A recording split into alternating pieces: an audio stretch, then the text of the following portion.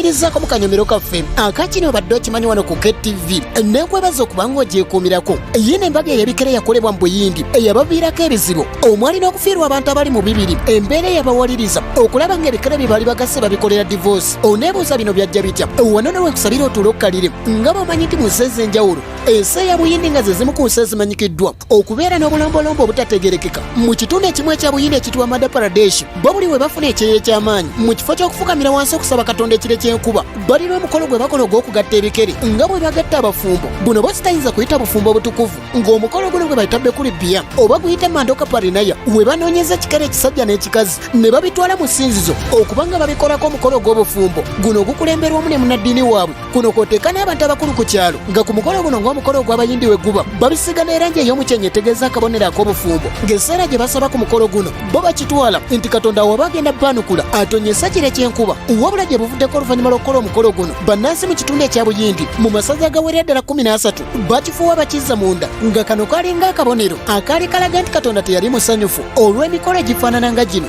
kuba oluvannyuma lw'omukolo guno ekyaddirira ge gaali amataba ag'amaanyi gano agaaleka abantu abali mu bibiri nga bafu, amayumba agaali mu 9 nga goononeddwa nga g'amalala agaali mu 2 gaasanyizibwawo amataba. Embeera eyawaliriza bannansi okusattira olabaali bakulembeddemu mukolo guno ekyabawaliriza okunoonya ebikere bino okusattulula obufumbo bwabyo oba kyayinza kuyita divorce ng'ekyewuunyisa oluvannyuma lw'okusattulula obufumbo bwabyo embeera yadda mu nteeko nga ne wobutuukidde olunaku olwaleero omukolo guno ogw'okugatta ebikere batyo okugukola olw'okweraliikirira ekiyinza okuddirira kati eri gwakola ebintu ebikontana n'ebya Katonda lyekamanye ng'akoza n'owebbwa. Olwaleero kankwerekereze wano asigadde Profesa Branch Rangwa, KTV amalindirire.